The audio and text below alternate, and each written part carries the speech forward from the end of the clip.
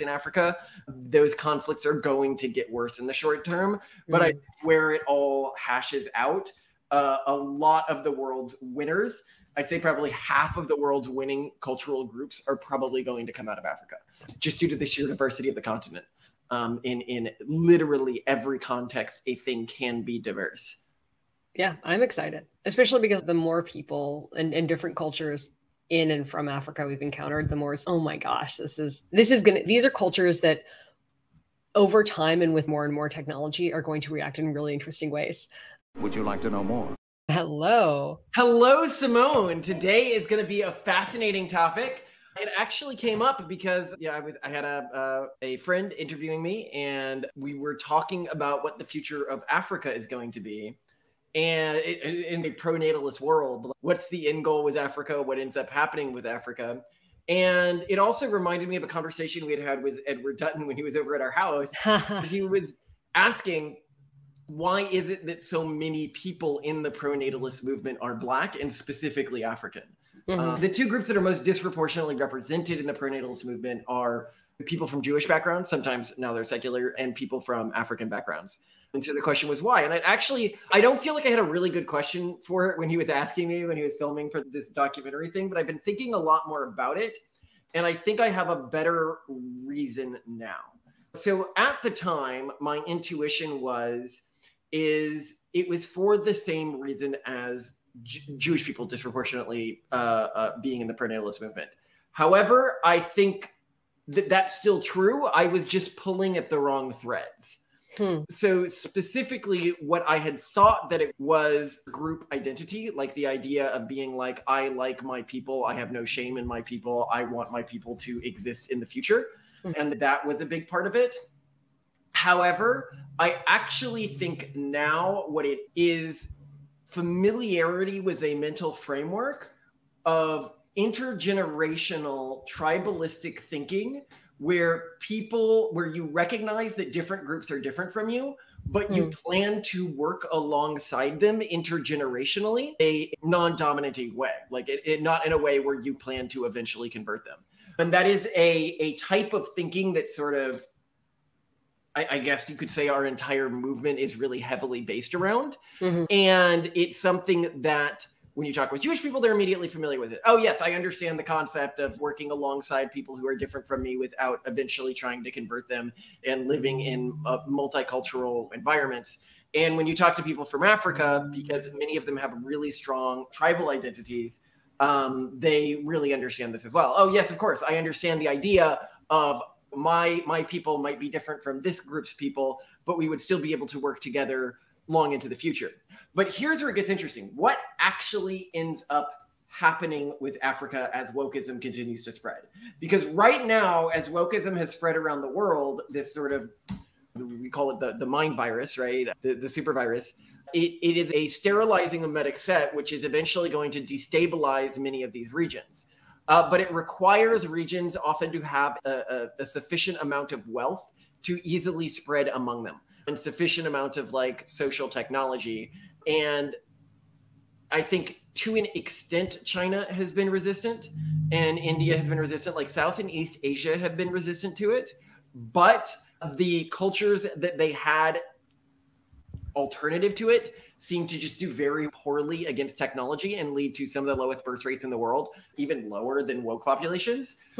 Middle East, I think this is something that people might be surprised about, but it's been uniquely susceptible to wokeism, or not uniquely, but surprisingly susceptible to wokeism. And the reason it's been surprisingly susceptible to wokeism is not because wokeism penetrates the entire depth of the society, but because the society is very hierarchical and the people at the top of that society try to ingratiate themselves or like socially get along with, to some extent, Western friend groups that are of similar socioeconomic levels, and as such begin to adopt some woke ideas that then permeate down throughout society. So a great example of this would be Iran's like devastatingly low birth rate, which was actually created by a government program, which the Imam of Iran was convinced to undertake by like a group of like population counts, like far lefty professors or something who were like hanging out there for a period. Of course, they've long since realized it was a big mistake. And for the past 10 years, they've been trying to get rid of it and trying to get their fertility rate up to very little effect. But it shows how susceptible those areas have been. But I think Africa is going to be a completely different game going into the future, both genetically and in terms of its susceptibility to wokeism. So do you want to talk to this at all, Simone? Well, what makes me really interested about this concept is that the original vision that one just assumes with Africa is that Africa is going to every other developed nation so far, get more wealthy, and then become very susceptible to wealth-induced fertility collapse, and then just see the same kind of decline that we've seen in other areas. But then, yeah, the more we've talked about this, the more it seems obvious that no, actually, culture in Africa is really different. It isn't. So I think what happens is people really lose their culture, right? In the nations, especially where they've seen a collapse in fertility. And you said that China's been somewhat resistant to this, but I really don't think so. Their birth rate has collapsed. And while China is very— But for different reasons, I argue. Well, but China's very thoughtfully tried to fight back against this. And I think you were alluding to that. Like they're trying to make a culture of strong men and family orientation and just generally strong-willed people. They've really failed to do so. But hard to see. Let's talk about the China's biggest weakness, and I think why it's failing as hard as it is. It's homogeny, would you say? It's homogeny, yeah. Yeah. Whereas in Africa, have multiple cultural hypotheses to tackle this. It's just, so there are different like ethnic groups within China, but when those ethnic groups begin to get really high fertility rates, the Uyghurs had a really high fertility rate. The government sees it as a problem and will do things about that. It's not just homogeny though. I think it's homogeny plus lack of an ability to cling to culture. And that's why you'll see like in Israel, which is, it is diverse, but religiously you could argue it's fairly homogenous. This is a pretty, okay. It's not homogenous. Yeah, it's hard to argue that it's really bad. So Israel has been resistant in part due to its heterogeneity. Now, typically, most Jewish groups maintain a high fertility rate. They're not like pseudo-Jewish groups like Reform Jews. But most of the like more conservative Jewish groups do a very good job of keeping their fertility rate high, even when they become secular. But there is a huge diversity among these groups, more so than other religious traditions. So it's diversity and strength of culture. Because I think the other thing is you have the United States too, but the United States has diversity, but it is still the United States has a much higher fertility rate than most developed countries. It does, but I think it's still in the middle of a controlled collapse. Let's take a step here and talk about why Africa is going to matter so much in the future. And I think a lot of people today, they are scoffing at Africa because they see the Africa of today instead of the Africa of tomorrow. So there's three core things to note here. One, the African population is going to be much bigger in the future. It is continuing to grow really rapidly at the same time as all of the other world's populations are collapsing. So just in terms of number of people, it's going to be more relevant in the future. Two, they still have, so here I'm going to use the word eugenic and dysgenic, not in the way that we would normally use it, where eugenic is like a scientist who's trying to make the world better, but we're just talking about like positive selective pressure on a group's genetics. When we talk about the world's IQ dropping by about 1 standard deviation over the next 75 years, that statistic is specifically only relevant to developed countries. It is not, we're not seeing those selective pressures in developing countries. Specifically, when I say developing countries here, I don't mean like South America, where they've already fallen below reproductive rate when South America, Central America, and the Caribbean combined. But I'm talking about the specific regions that are in extreme desperate poverty and that still have really high population-wide fertility rates, which means even if you do believe in intergroup IQ differences, you then are one of the people who says, okay, well, humanity has humanity's IQ is genetically linked. I can see that being selected against in mainstream populations. And what that means is in 100 years, you're going to have a lot of really comparative to developed countries' populations, really smart people in Africa. Now, they might not be compared to modern day populations, but you're going to have a lot more Africans. They are going to be proportionally smarter than other population groups due to genetic pressures. And they are more diverse. And I think that the more diverse thing, I'm going to put up a graph of how different populations relate to each other, genetically speaking, because I think something that people really miss is just how culturally and genetically diverse Africa is. It is, if you're looking at somebody in one African country against somebody in a nearby African country, those two people will often be more genetically distant from each other than someone of a a totally purely European ancestry, would be to a Native American, like the most distant cultural group that is not African, or one of those weird islander cultural groups that came out of a different migration. Like the Polynesian islands? Yeah, like the Polynesians. They're actually pretty different. Well, and I think it's not just the genetic difference either, it's the cultural difference. Even after South Africa finished apartheid, like there was severe conflict in between different like groups that had different backgrounds. Absolutely. But I think that people really sleep on this. Like when the people who are like the gene head kids or something like that, like they know it, like they're like intuitively aware that this is a true thing. They just don't really think through the implications of, and this is similar to if you talk about the African genetic variant, right? That's a bit like me in the US talking about like the British accent. So if you've ever actually been to the UK, what you would know is that there is far more diversity in accents than there is in the US. You Right. walk down the street and you'll have a different accent. And the reason for that is simply because the language evolved there in the same way the species evolved in Africa, and had more time to differentiate within that region into really distinct accents. Mm-hmm. And so you had the same thing in Africa, which is I am much closer to any Asian than most Africans are to a person one country away from them. And you should really, if you're thinking about the world's sort of genetics and you were dividing it into different like genetically meaningful ethnic groups, Europeans, Asians, and Native Americans would be part of the same group. And then there'd be like 30 groups in Africa. And then the one that we mentioned earlier was like not the Polynesians, I'm thinking like the Australian Aboriginals, and then the people in the north of Japan. And then there's a few other groups that are also pretty different. But this is meaningful if it turns out that something in a person's genetics is what gives them a sociological profile that is resistant to prosperity and technology-induced fertility collapse. It is also relevant, as Simone mentioned, culturally. But it's also relevant, and then the other thing that really matters about Africa is the mindset of Africans. So the way that the wokes have done a very good job within countries, is especially Europe, America, South America, and stuff like that, is when they go into a country, they say, your differences, the groups within your country aren't really different. And through recognizing that, we can remove the pain of all of your emotional group, of all of the intergroup turmoil, everything like that. And you guys can finally live in this gray, bland shirt utopia, right? Where everyone's basically the same. The genders aren't really different. Ethnicities aren't really different. Cultures aren't really different. You all are the same. And through recognizing and embracing that, you will be able to work together better into the future. I think that just falls flat in Africa for two reasons. The first reason is, one, you don't have the emotional hooks. You can't as easily say, and where you could say this, so there were places like South Africa where you were able to go in and say, hey, the whites are now the dominant group in this region. They achieved that through ill-gotten means. You should give it all back. You should act equally and everything like that, and everything will work out, right? So there were a few places in Africa where there were still like really politically dominant white groups, like in apartheid South Africa.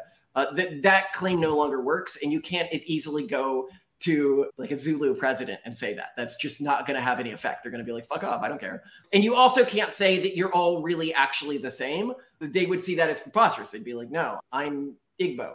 He's not. That we are not the same. What are you talking about?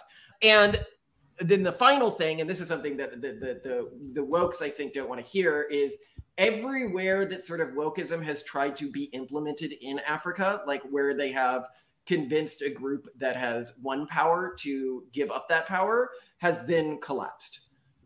I don't want to go into specifics here, but I'm sure anybody who's actually following situations in Africa will know what I'm talking about. Yeah, I think there are plenty of prominent examples of nations that have fallen into either steep or gradual decline that people can see. But to your point, that actually means that the Africa of the future is going to be dominated by much stronger nations and arguably by much stronger cultures. And like you say, I think the future is bringing up challenges. That's what wokeism trying to move into Africa looks like. What does a prosperous Africa actually look like? What does the future of Africa actually look like?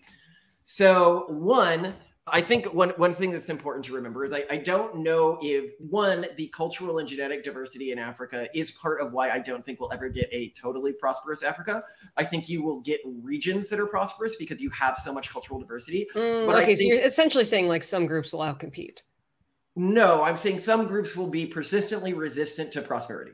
So what you're imagining is a group economically outcompeting, then having a lot of kids and replacing their neighbors. Okay. I think that it'll be a long time before that happens. So I expect Africa to be much more patchworky as it begins to become wealthy than other countries, in part due to its intrinsic diversity. The second thing that I would expect with Africa is these groups to have much more animosity. You can think of it more similar to like old European city-states as they begin to gain wealth and power and be much more on a tribal level. Then I expect wokeism to penetrate some groups. Some cultural groups in Africa, I expect to just be completely pierced by wokeism. And as they get wealthy, as they get successful, and they will, like a wet balloon, filter out and disappear like all woke infected groups do. Then other groups will maintain their fertility rate in the same way that many groups in the West have maintained their fertility rate, which is through disengagement with technological innovation. These groups will likely stay economically poorer than other groups, but still, I think, there will be a scale as to how wealthy these groups become. But some of them will do well, some of them will do poorly, but none of them will really outcompete like a middling engagement because your economic possibilities are intrinsically limited when you disengage with technology. Your economic possibilities are limited when you disengage with technology. The final groups, which are the ones I'm really interested in, which are the groups that I think are actually going to lean hard into technology. So these are groups that are going to, use polygenic selection. They may even use more technology than that because the actual tools behind this technology are much more usable than one would think. So there's already examples of this. So if anyone is familiar with the transhumanist Mormon group, so I'll talk a bit about them because they started in the US. So they were started as a predominantly white group in the US, but they were just like a bunch of, let's be honest, like college nerds. I don't think that they were ever that big of a movement, but their interpretation of Mormonism, and this is accurate to an extent. So Joseph Smith, when he was writing the original books of Mormon, he was really heavily influenced by sci-fi of the time and fantasy of the time. If you look at the books that the Book of Mormon is most similar to, there's some great, if you want to like, I'm really into like origins of religions and studying them. Very interesting. So you could almost see the origins of Mormonism as combining Christianity with frontierism, technophilia, and sci-fi of the time. Now, not modern sci-fi, but sci-fi of the time. And that is where Mormonism came from. And then they're saying, if you take this mindset and you bring it into the present and you say, actually, the promises of Mormonism were all true, humanity really will eventually be a godlike entity, really will rule multiple different planets that they will have responsibility to go to and seed and build new races on, and not races in like a racial context, a whole new species that they will curate, and that our planet may actually have a god from a previous one of these outward things. If true, as they say. It was like a weird thing in the US. So they had some people go to Africa and preach this. Turns out it exploded. And the guy who I was talking to in it was, they've got 30,000 members or something already. This is in Guinea, I think. So it's really exploding, but he was a little worried about introducing me to them. So I haven't met this group yet because they're actually like a lot more conservative than your average American Mormon. Like he was a guy who was really like worried that we don't care that Kevin Dolan, who's like a super guy, is running the Natalist conference and we get along with him. We get along with like really canceled people. And he's well, I guess if you get along with him, you might be able to deal with these people. So basically what he's saying is they are both incredibly technophilic, but so conservative that he's squished out by it. And I'm like, oh, that's my type of people. I think that's a successful group. And so I think we're going to see more groups like this in Africa. And I think what people are missing is how quickly a group can split out from the mainstream population once it begins to, at a wide scale, engage with genetic selection technology in terms of positive physical characteristics and IQ.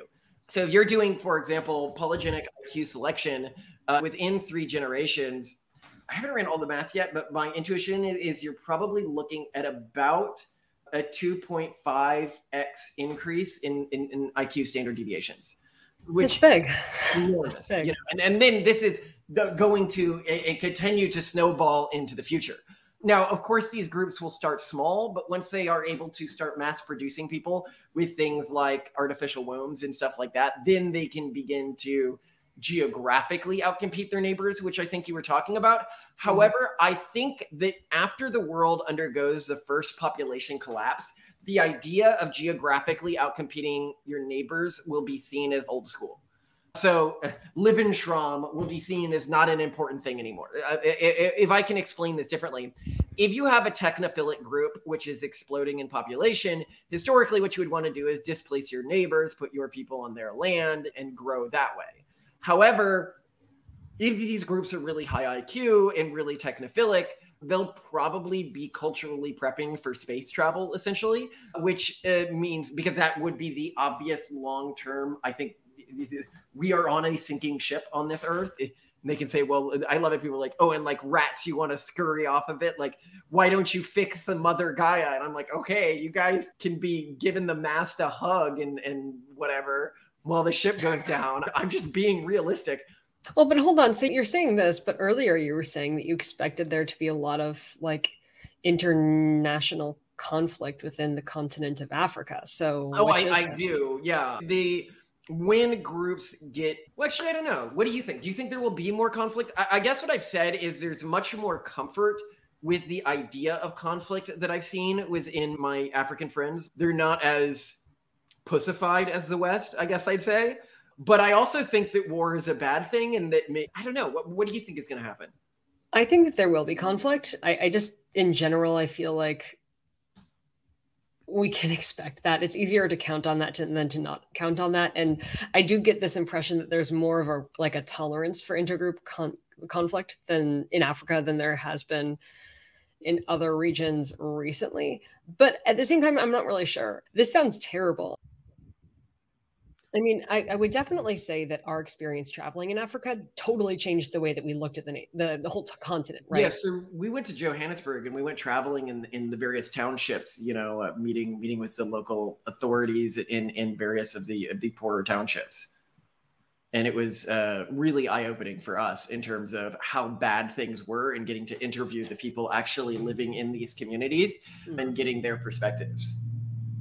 Yeah, it was sobering. It was sobering driving around and hearing about how like property rights were managed, but also like how in theory that should mean that anyone could be able to get a house, but in practice that meant that there was like a huge housing crisis.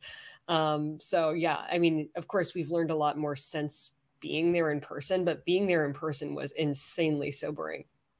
But what I do keep thinking about as you describe all this is I'm like, wow, so like the Black Panther series is basically just the future. Europe's going to shit. The United States, I don't know, it's a wild card. Like Asia just appears to be evaporating, like rapturing. And then over here, like over time, you've got Africa just like slowly developing, slowly thriving, in most ways quite resilient in the face of sterilizing. No, not silly. A lot of Africa is going to continue to circle the drain. Okay. That's the very point I'm making. I think people are, underestimating the depth and severity of poverty that some areas in Africa are going to face, even some classically developed areas. For example, I think South Africa is going to completely collapse. Oh, definitely. It's not going in a good direction. No, but what I'm saying people are underestimating is everywhere is collapsing to an extent right now. Sure. There is more diversity of cultural groups for a resistant group to spring up from in these collapsed areas. So I think most African countries right now are going to collapse from their current state into an even worse state. But I think if you're looking at a fertile soil for something to then spring up from, I also think that the sheer diversity of cultural groups within these countries, their resistance to wokeism, the fact that they don't have strong dysgenic selective pressures on them, and that they are, I think, just mindset wise, much more okay with this idea of we are a cultural group. Like they see the world in terms of cultural groups which are different from each other and interact with each other. And that's the mindset that people need going into the future, and that those cultural groups can exist within a country or transnationally. So I think historically the successful mindset was the nationalist mindset, which is to say one country, one people. And I think that really worked. And I think that that is not going to be the mindset that is successful in the future. It's my cultural group comes first, but I can build intergenerational alliances with other cultural groups.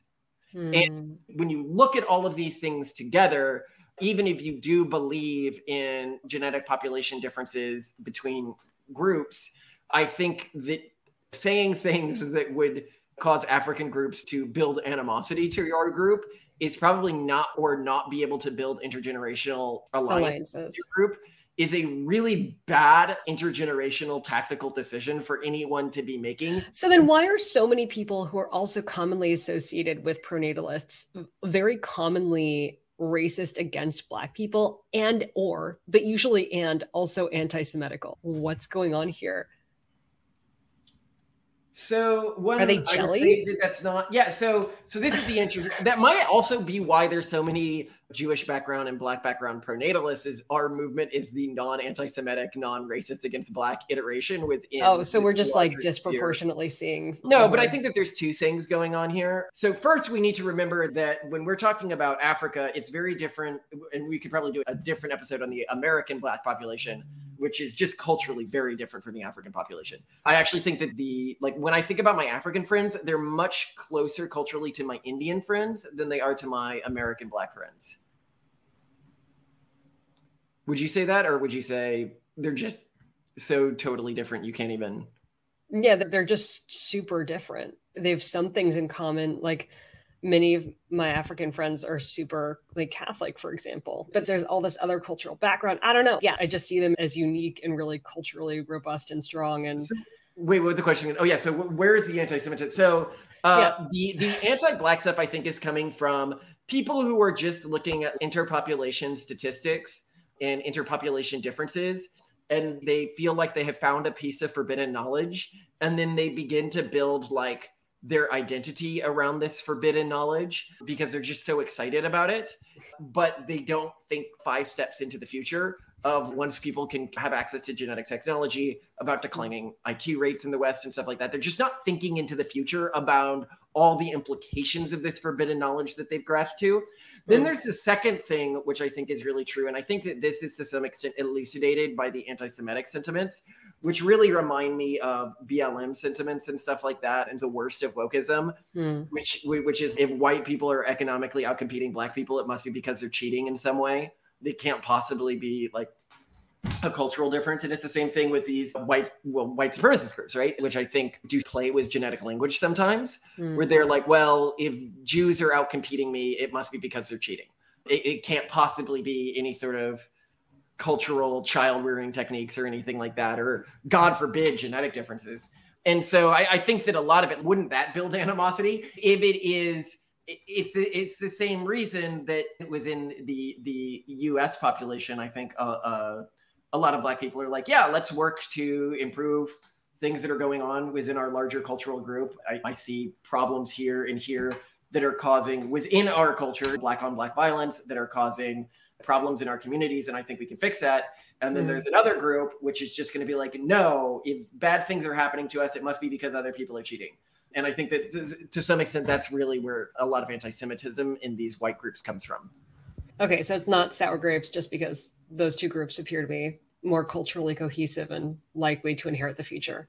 No, I genuinely do not think that they are aware. So what they're looking at, like their worldview of Africa, is they're looking at things like what's happening in South Africa, which is genuinely terrible and catastrophic and really sad. And the truth is we can't even fully talk about it, because if you mention some things like farmers are being attacked or something like that, you're seen as like a crazy white supremacist, when it's just, I'd encourage people. Well, I think people, at least let me say this, with South Africa, people are really missing the beat. Like they immediately, you can't talk about the collapse of South Africa without being racist, but I think they're totally missing the beat. And this is why I admire that you wrote a book on governance.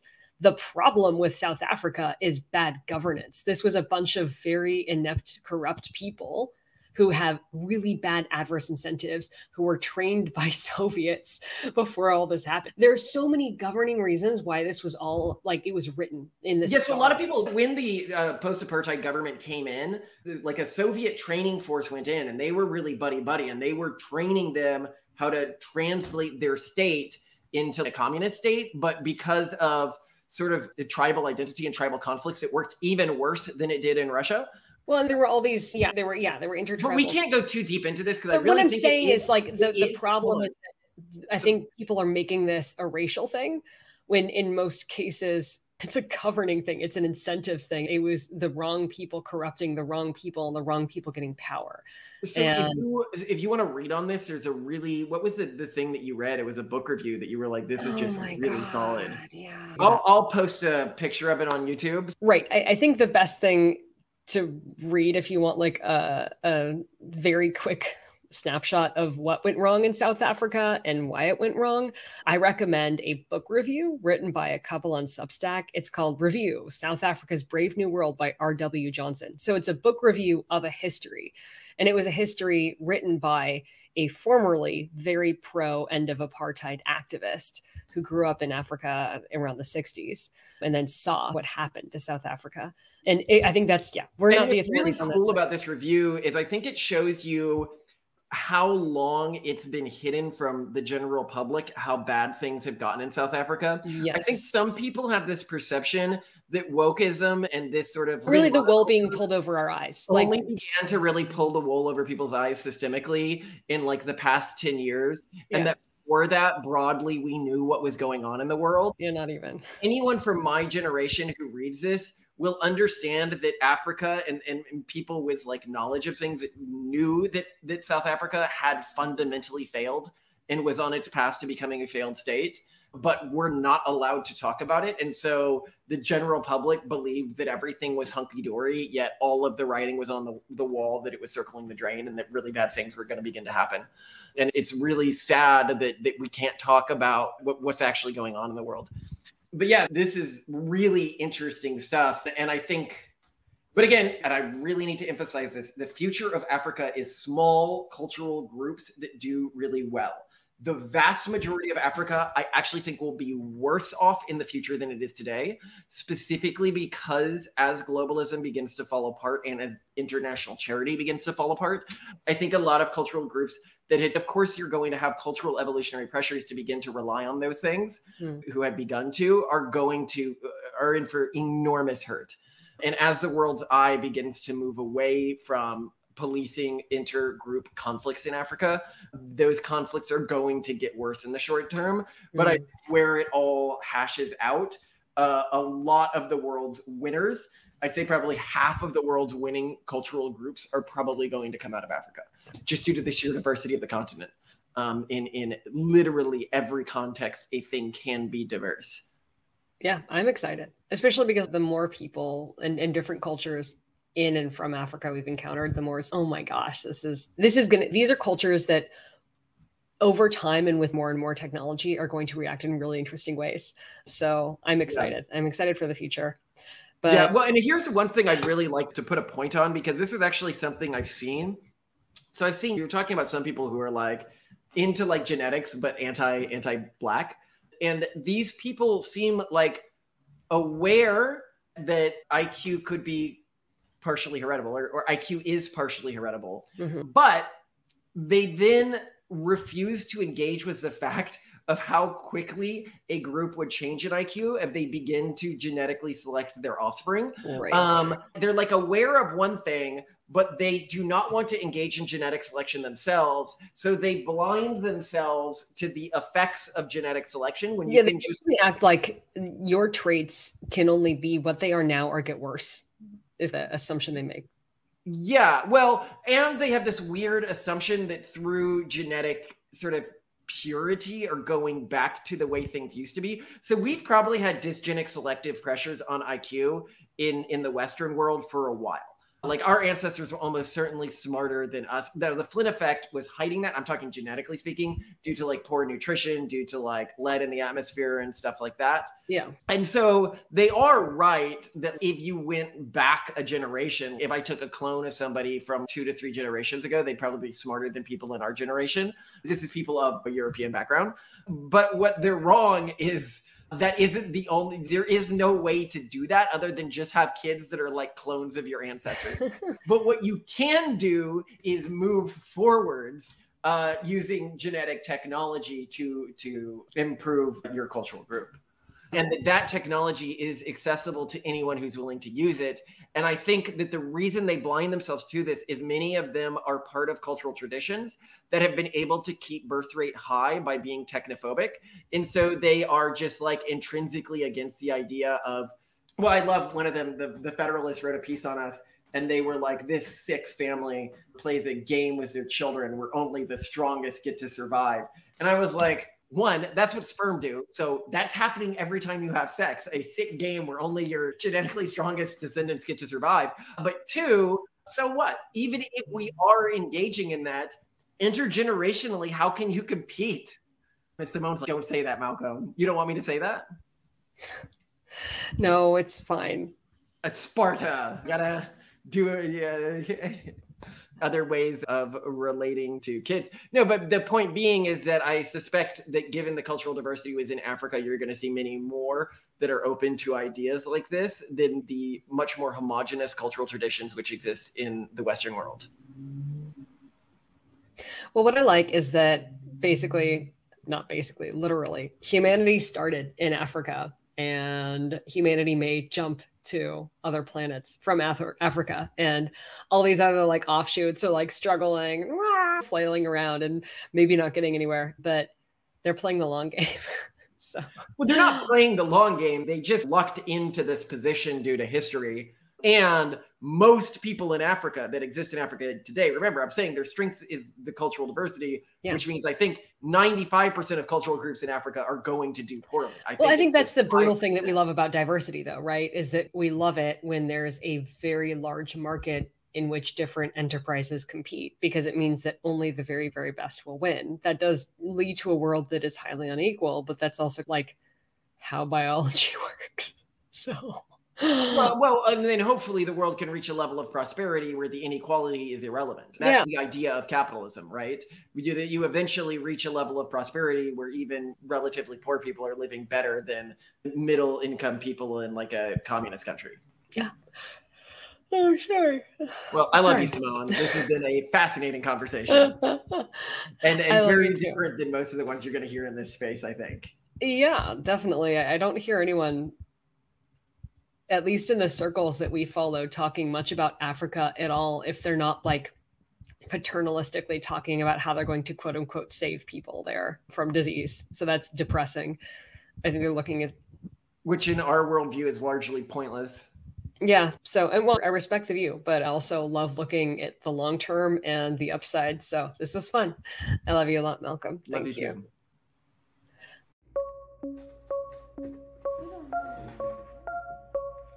Like this, and we'll make Yeah.